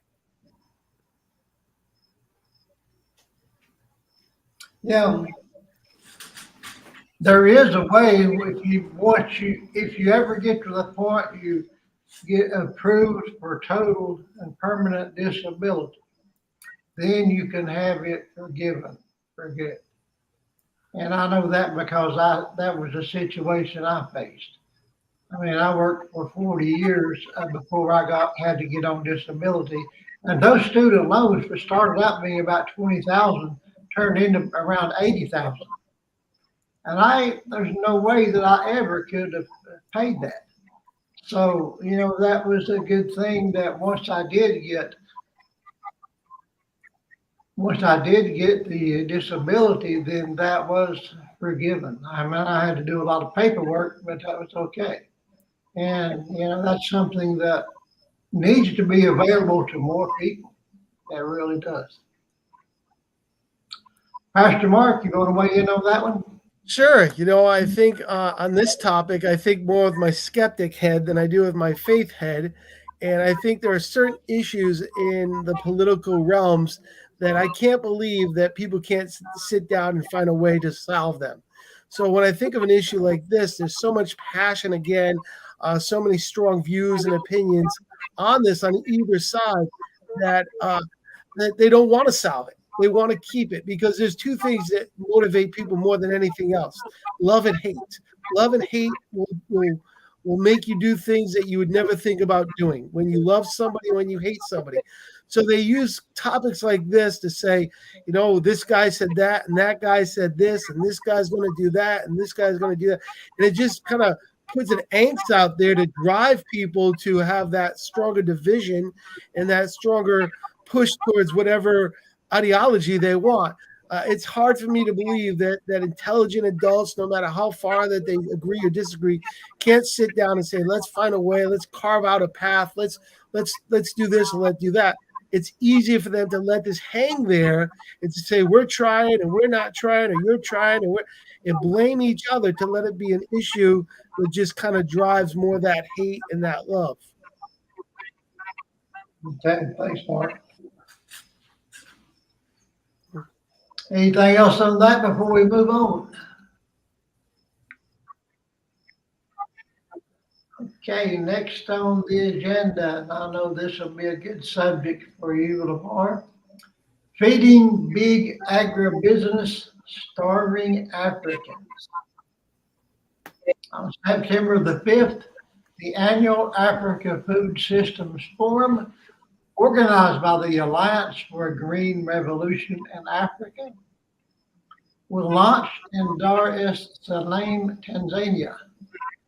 Government officials, experts, policymakers, and business leaders will come together to discuss, in their words, building back better food systems and food sovereignty. Sponsored by international philanthropic and bilateral donors and agrochemical and biotech companies such as Yara, Corteva, and Bayer, the forum promotes hybrid and genetically modified seeds, chemical fertilizers, and pesticides used in the type of industrial scale agriculture that has failed to deliver better food systems or food sovereignty. This approach to growing food involving problematic practices that harm soils, pollute the environment, and favor large landowners and big agribusiness has been pushed on Africa in the past few decades. That it has not helped the continent overcome food insecurity. Agra's work is a case in point. It has failed to deliver on its own promises to increase productivity and incomes to 20 million farm households while having food insecurity by 2020. Of the 13 countries it has primarily worked with, 3 have reduced the number of malnourished people over the past 15 years. Zambia by 2%, Ethiopia by 8%, and Ghana by 36%, still short of the 50% target. In countries like Kenya and Nigeria, both of which have embraced industrial agriculture policies, the number of undernourished people has grown by 44% and 247%, respectively. Taken together, the population of undernourished people in the 13 states Agra has primarily worked with has actually risen by 50% over the past 15 years. A donor commission evaluation released in 2022 also confirmed that Agra did not meet its headline goal of increased incomes and food security for 9 million smallholders in the previous 5 years. Sounds to me like Africa is getting a bum deal on that. They could be doing more for Africa and Africans. What do you think, Lamar?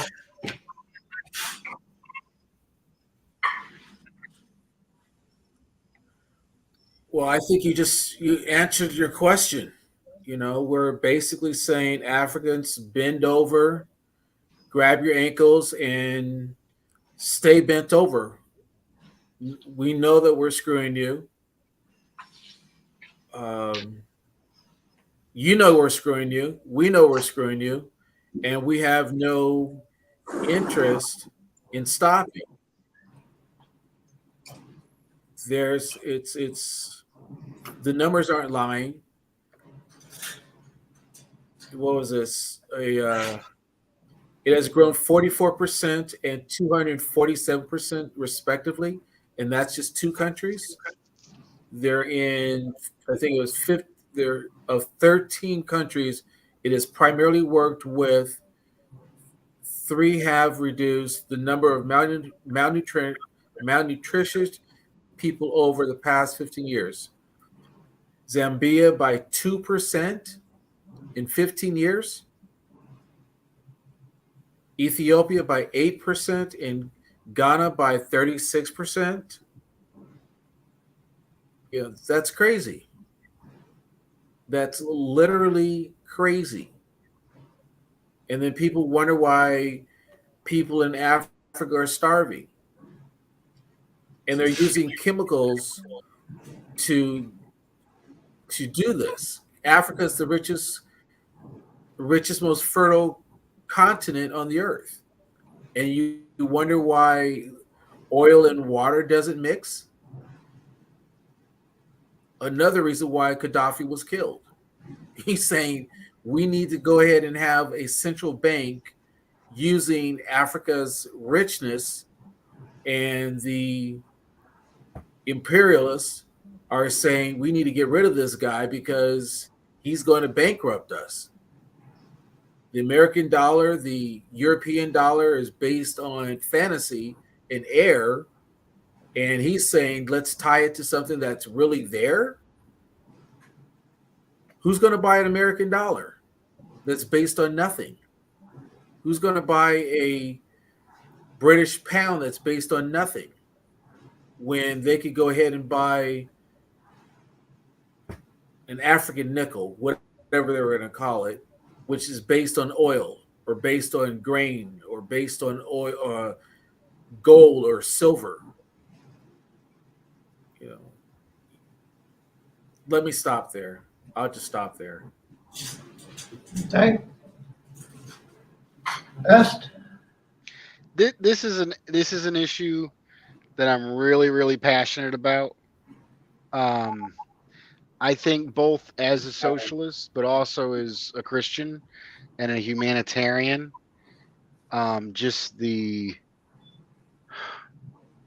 conditions that human beings are pushed into because of the profits of a few, mostly in Western countries, is sickening to my soul. I think this also gets in a lot more of my geopolitics, and some of my positions towards Russia can be better explained around Africa. I mean, I could just quickly state that Africa is the Africa is the richest continent. It's huge too. They actually designed the maps to make it look smaller. It's actually bigger than what it's represented on the map, and it's full of resources. It's the richest continent in the world with some of the worst conditions. Why is that? The history of colonialism, where the British, the lines that are drawn down there were drawn up by European powers. And the governments that have been installed have been corrupt governments for the purpose of extorting resources and sending them to Europe and the United States. And nothing has changed. And honestly, the Soviet Union was a huge ally to the oppressed nations. The Soviet Union would send actual aid to the people of Africa. And you know what? The Castro sent troops to the Congo to fight against the imperialists there. And then if we look, let's look at the modern day. The Soviet Union fell, and a lot of the oppressed countries and socialist countries like Cuba had once the Soviet Union fell in the 90s, there was mass exodus of Cuba because the Soviet Union was buying the sugar, Cuban sugar, at way below market prices. And when the Soviet Union fell, destroyed, there's also a lot of countries in Africa that were actually being helped by the Soviet Union, that were pushed further into poverty when the Soviet Union fell. And that goes into Russia in the 1990s, after the Soviet Union fell in the 90s, 10% of Russia either starved or fled because the U.S. went in there, rigged their election. The U.S. actually rigged the Russian election, put Yeltsin in the power, and allowed U.S. companies to take everything they wanted. And then there's this guy that everybody hates, Putin, who said, no, the U.S., you're not going to come in here and take everything you want. They nationalized oil and gas. And they used the profits from the oil and gas to reinvest in Russia. And ever since, they've been breaking away from the imperialists. Do you know what the relationship between Russia and Africa has been? The U.S. goes in with the IMF. Everyone ever the World Bank? The World Bank says, if you want this loan, we want you to have neoliberal policies. We want you to cut your education budget. We want to cut your infrastructure budget, and we want you to let our companies come in and do whatever the hell you want. And then we'll give you this loan. That's what the IMF in the West does. You know what Russia does with their trading partners in Africa?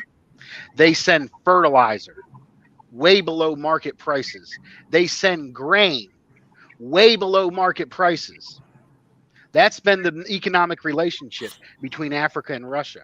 That is part of the reason why we're told to hate Russia, is because they've been offering far more beneficial trade to the African people. And that's part of the reason why we're told to hate China.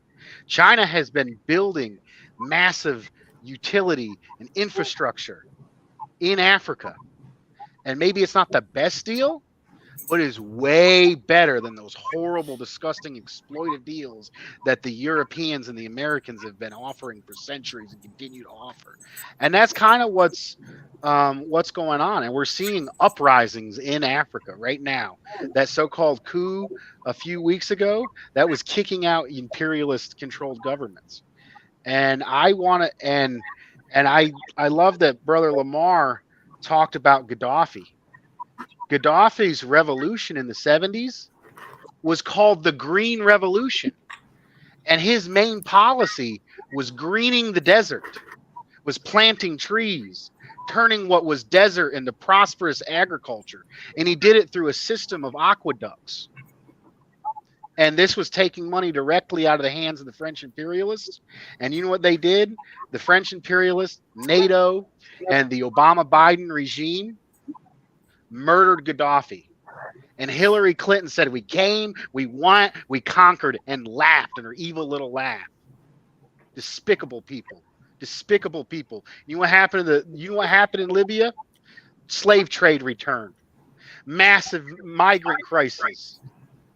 Thousands of people died in the Mediterranean trying to escape the situation of poverty in Libya. And I think there's a saying there, how can we truly help Africa? As American people, we need to tell our government to get the hell out.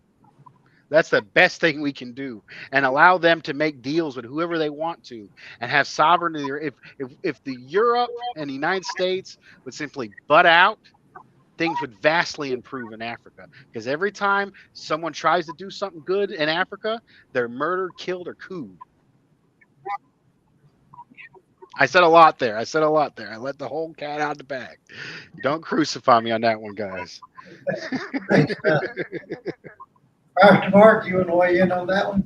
You know, I think there's a parable that that Jesus teaches about the sheep and the goats, and he's teaching them. And in the Bible tells us that the goats say, well, when did we see you, Jesus? When did you come to us? When did we hear you? And Jesus said, well, when you were in prison, I came to visit you. When you were thirsty, I gave you something to drink. When you were hungry, I gave you something to eat. And I think that's where my heart lies, is, I just want to see hungry people get fed. I have a good friend of mine, and when we come to situations, we process them so differently. My friend, when I would say that we would think about feeding hungry, when the hungry people, I would think about getting somebody on a corner a bowl of soup. How do I meet their need now? How do I come to them at this moment? How do I come at this very second? How do I get a bowl of soup in their hands? My friend, he would think much bigger than me. He would say, we need we need major kitchens and centers that we can spread out and distribution centers where people can go from. So we had a different perspective on the same need. And he thought much more strategized than I did, and I thought more immediate. And for me, when I think of hungry people and how they got hungry is so evil, when man takes from another man, when man steals and robs, and when death and destruction and lies happen and manipulation, it's so evil. It's so evil. But when you see somebody hungry, I want to feed them. I want to come and meet that immediate need. So I'm in favor. Of feeding hungry people. We all are. And again, that's where I have to say I'm listening. I'm learning. I don't know that all that depth of that explanation that these gentlemen are giving, but I just see hungry people, and I know my faith and my hope that tells me to love my neighbor, and I want to bring help provide that need in that moment.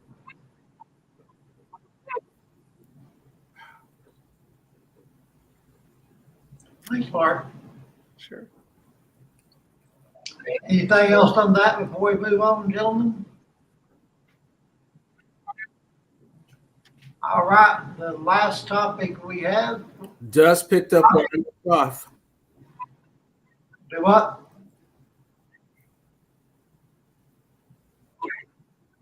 No, I was Okay, just saying, Nas? just picked up where I left off. Oh, okay. NASA astronauts splashed down in the ocean after a 6-month space mission. 4 of Earth's own have returned home after a journey to outer space.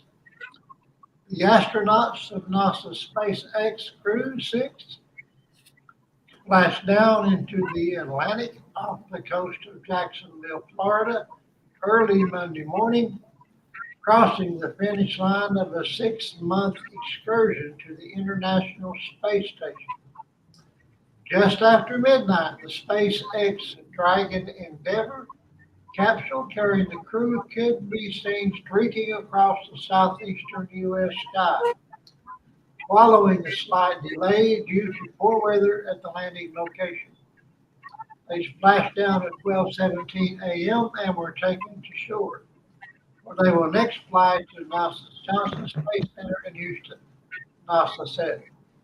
The return crew consisted of NASA astronauts Stephen Bowen and Woody Hoberg, Roscosmos cosmonaut Andrei Medvedev, and United Arab Emirates astronaut Sultan Al Nayed. This was the first space flight for all but Bowen, who has logged 227 days in space over 4 flights, NASA said. During this mission, they spent 184 days aboard the ISS, traveled 78,875,292 miles, and completed 2,976 orbits around Earth off the thing. Well, I'm impressed. That's a lot of miles. What do y'all think about that? Lamar, you want to go first on that one?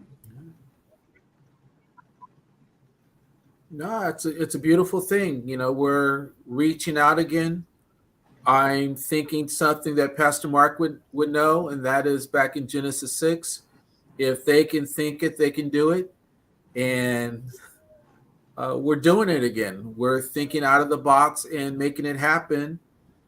And maybe just possibly we'll actually make it to Mars and beyond. We'll screw up some other planet. We're moving in that direction. Dust, what do you think? I think space exploration is beautiful. I think it's a testament to the ingeniousness of mankind. I mean, I got a lot to say.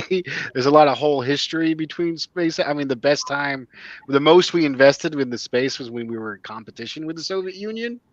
That's the last time. But a lot of people, and even in the 60s and 70s, I have a Christian rock guy who Larry criticized. Norman. Larry Yeah. Norman. Yeah. Yeah, and he criticized overinvestment did. in the space. But I'm thinking, well, a lot of the resources that went into space exploration actually developed technologies that also vastly improved our lives. If we look at satellites, I still listen to satellite radio, satellite TV, I'm a truck driver, global positioning systems. All this wouldn't have been possible. So I think that guy, he had good faith, but maybe he wasn't fully inspired on some of the details and what were the positive things of the space. And I like his music too. What's this one song? He got that one. Why does the devil all get all the good music? Yes. Yeah. That's a Boy, good song. I got that that's on a vinyl. good. I thought I was the Yeah. last Larry Norman fan alive. I didn't know this. No. I found it in a thrift store for 50 cents, and I stuck it in the Yeah, record it's player. It was good shit. But anyways, but no, I think we should invest more in the space program, and instead of having the technology that's developed from public funds given to corporations to make money, I think that technology should stay in the public hands and be free to everyone and improve resources. And I think we should invest more in technology and more in and I think if we develop the economy in a sustainable way, we'll be able and we stop fighting all these wars and we actually have some regulations that don't create all this waste, we can do more positive stuff like this. Wow, I never thought of everything we spoke about tonight that Larry Norman's name would come up at all. But that's kind of neat. Yeah, I just think I go back to being like a teenager and just saying that's cool. I mean, I support it. I see all the value, all the points that our brothers made. Yeah, it's just kind of cool to think of how we've come and where we're going. And I support it. And again, I like my cell phone, so I know how all this happens. So it's it's something that I agree that we should make investments in, and hey, I think it's really cool. I hope nanu, you know what I'm saying? So All righty. Well, gentlemen, I appreciate everybody's comments tonight. Good to have you all here. Pastor Mark, I hope you come back again. I've enjoyed everything you've had to say. thanks for having me. Thank you, and allowing me to put my 2 cents in. And I thank you so much, gentlemen. Thank you. All right, Dust. Thanks everybody for having me on. And sorry, I can be a little passionate. Sorry, I don't mean to be so pushy about things. I really respect listening and learning from both of y'all as well. Thank y'all very much. Brother Lamar, I'm always glad to have you here. Everybody have a blessed night. Amen. You too. Glad to be Y'all here. have a great Everybody have a evening. blessed night. Thanks everybody for tuning in to the Night Crew, and we try to educate and inform and have fun all at the same time. So, good night, gentlemen. Thanks for being part of the Night Crew. Have a good evening. Good evening. Good night.